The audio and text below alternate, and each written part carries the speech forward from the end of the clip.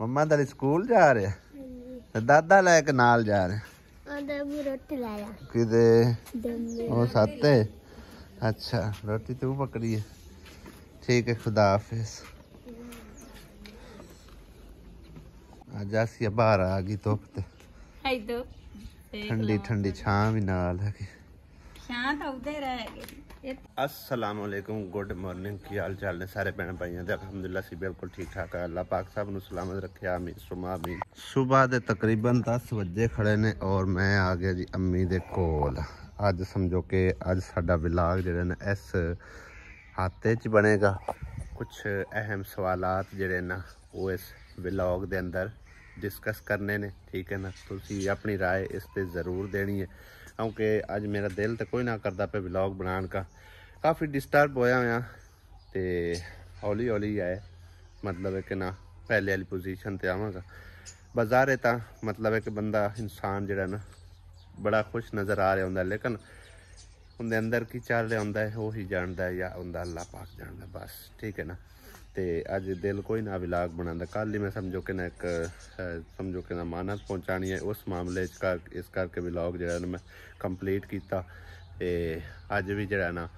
Start किया है आपे अल्लाह करसी मुकम्मल भी हो जासी तो कुछ अहम सवालात ने अम्मी को पूछने ने और तुहाडे सामने भी अपनी समझो कि ना वो सवाल रखांगे तो तुसी जिहड़ा ना उन्हां दा आंसर जरूर करना है सब तो पहले तो असी तुहानूं अपने जिहड़ा ना गार्डन वगैरह दी कुछ मालूमात देंदे चलदे हैं कि कल तो मैं देखिया सी तकरीबन इत्थे पानी शानी लग्या पिया और दूरों दूरों ही दिखा के मैं चला गया सी इस दे अंदर नहीं दाखिल होया सी अज अंदर दाखिल हो के मुकम्मल देखते हैं कि दानिश ने मुकम्मल तौर पर की कुछ बीजे और की कुछ नहीं बीजे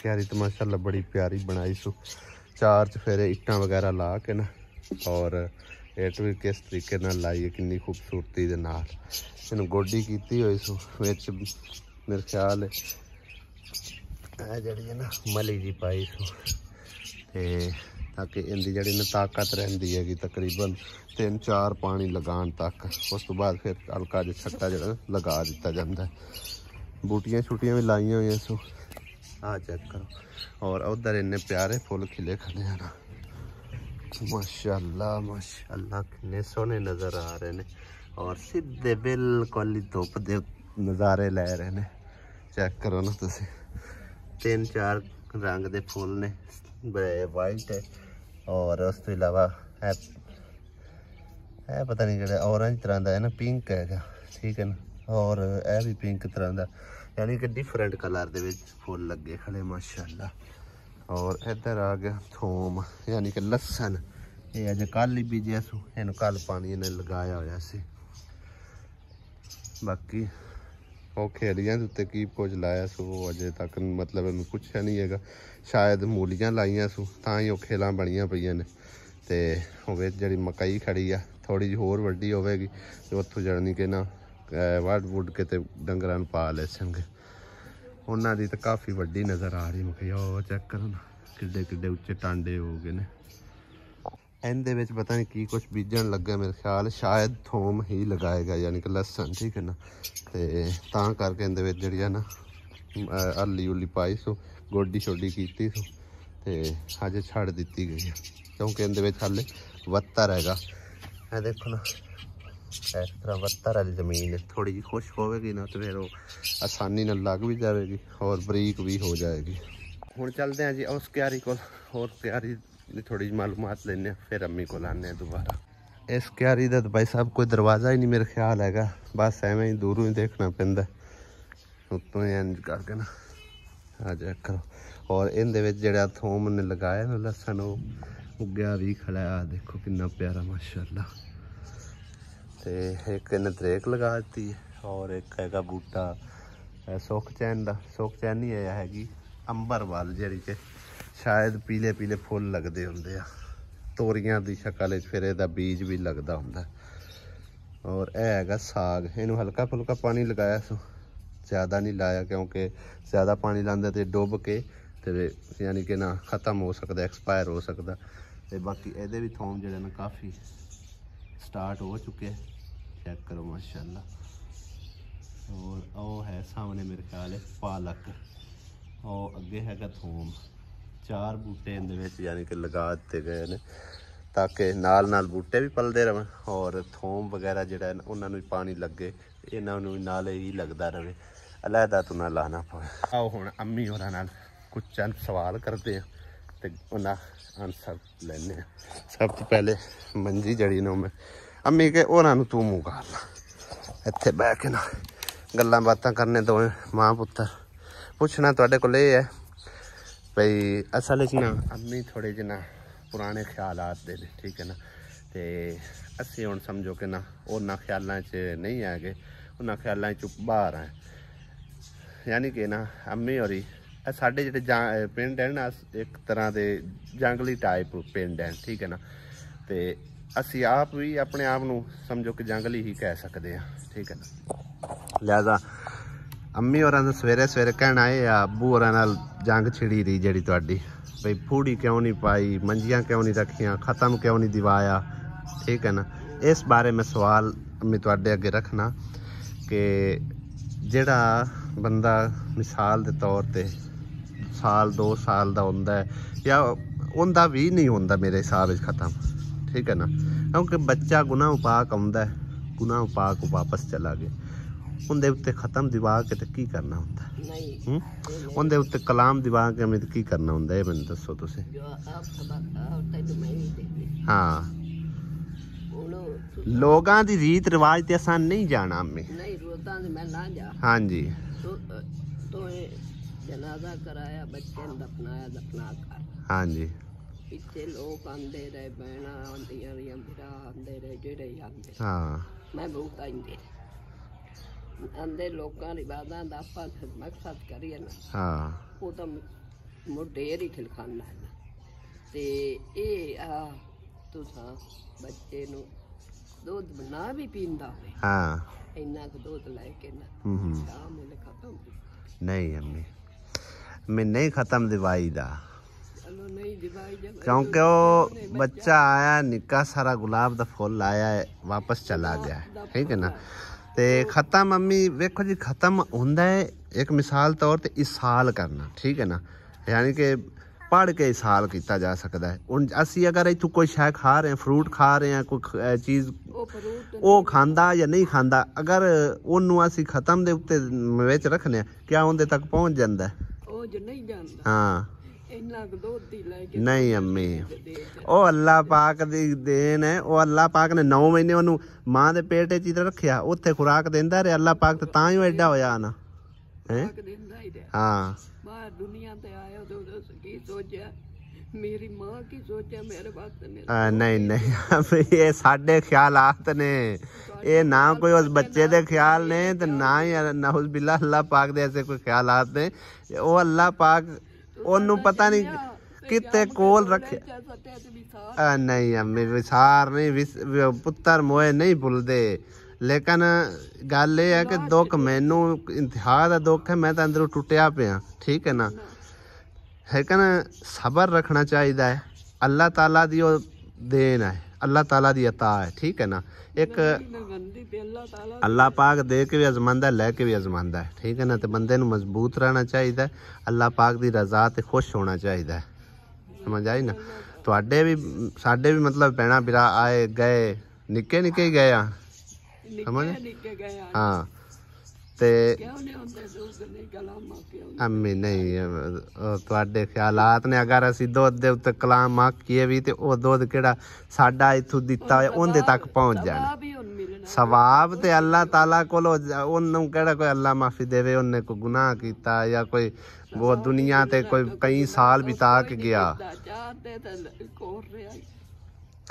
भाई जी यही मैं सवाल तुहाडे अगे रखना, काफ़ी सारे मेरे भैन भाई पढ़े लिखे भी होणगे ते किते ना किते मतलब किसी ना किसी हदीस चो, किसी ना किसी जगह ते कुरान मजीद चो, मतलब कोई ना कोई जगह ते ता कोई इस सवाल का जवाब ज़रूर पिया उसी, और काफ़ी सारे भैन भाई पढ़े लिखे ने इस सवाल का जवाब तुसी ज़रूर देना है।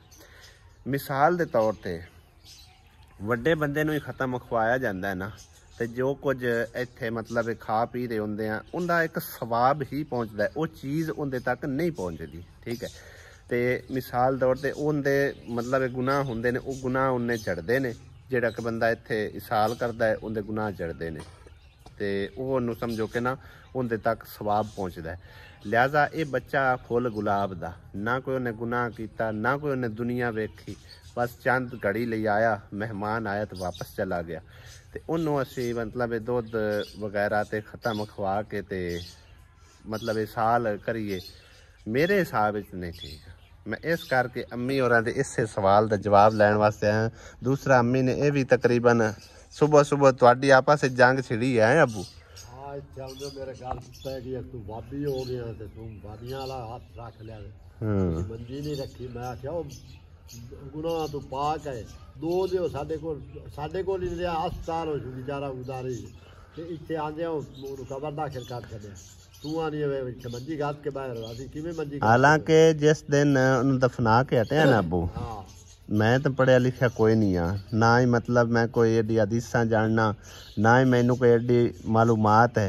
मैनू काफ़ी सारे इतने लोग ने जेडे पढ़े लिखे हैं, उन्हें ये आख्या तू बई अपनी करनी मर्जी है, लेकिन बच्चे दी तुसी समझो कि ना खत्म शतम ना दिलाओ, ना ही तुसी फातिहा खानी रखो। ठीक है ना, क्योंकि गुनाह पाक बच्चा ठीक है, उनके कान च अजान हुई है, जनाजा कराना, जनाजा जड़ा ना वो लाजमी आ।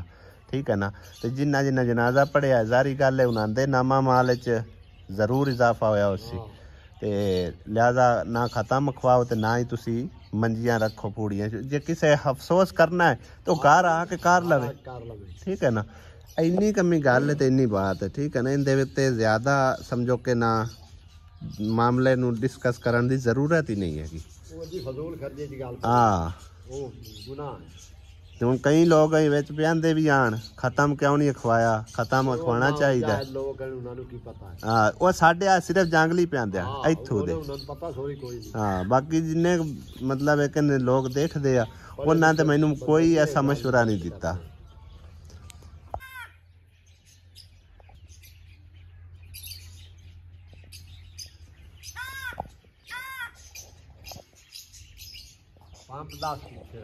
कि इस तो इलावा काफ़ी सारे दे कोल समझो कि ना खवातीन वगैरह आउंदियां ने, वड्डियां वडेरियां माइयां भी और आंढ गवांढ चों नाल परलियां पिंडां विचों भी काफ़ी सारियां आईयां ने। लेकिन गल ये आ कि अफसोस ठीक है, अफसोस हुंदा जिस तरह के मेरे नाल काफ़ी सारे भैणां भाइयां ने व्हाट्सएप ते मैसेज करके कॉल करके अफसोस किया है, इज़हार अफसोस किया है, और समझो कि ना अंदरों दुख निकलता जरा। ठीक है ना, ये नहीं कि वैन पिटने, लेकिन साड़ियाँ सवाणियाँ इत्थे दियां पता की करदियां ने, मूँह ते कपड़ा सटना ते उच्ची उच्ची वैन करन शुरू हो जाना, इंज जरा भी नहीं डिगनी। इस तरह करना बिल्कुल सरासर नाजायज़ है। ठीक है ना, और गुनाह है। लिहाजा एवं जी चीज़ों तो परहेज़ करना चाहिए। और कल भी एक तकरीबन एक माई आई जो इस तरह वैन पिटन लग गई उत्थे जाके। मैं आख्या माई अल्लाह पाक की चीज़ आई, अल्लाह पाक ने लै ली, अल्लाह ताला दा हुक्म होया, आंदे दिनां च अल्लाह सोना साडी झोली दोबारा आबाद करसी, साडी झोली भरसी इंशाअल्लाह ताला। लिहाजा वैन पिटन की ज़रूरत नहीं है। तुसी बहना है, बवो, चाह पानी पीवो, अफसोस करना है अफसोस करो। ठीक है ना, पुछो दसो मालूमात लवो, लेकिन है वैन पिटना मेरे बिल्कुल बारे च नहीं हैगा।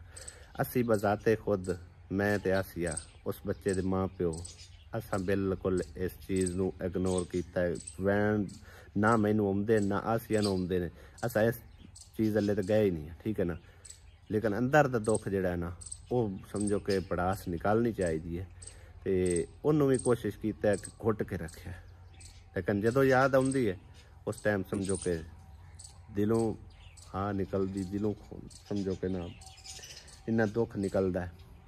बस चंद घड़ी बह के आंसू बहा ली दिया, अल्लाह ताला अगे फरियाद करी दी कि या रब तेरी अमान तेरे को चली गई, ते अल्लाह ताला तो सब नू अता करना है, सानू भी अता कर, सानू भी निक्का जिहा खिडौना दे। इंशाअल्लाह ताला अल्लाह पाक ने चाहे तो अल्लाह पाक उसका नेमुल बदल देवेगा। कल साड़ी तकरीबन वीडियो थले कमेंट्स वगैरह आ रहे हैं, शायद साढ़े हुण नवे नवे सबसक्राइबर बने ने, ते काफ़ी सारी तनकीद कर रहे हैं। मतलब एक तौबा इस्तगफार, अल्लाह माफ़ करे। इस सिचुएशन में भी व्लॉग बनाया जा रहा है, फलां ये वो, पैसे नूं अहमियत दी जा रही है।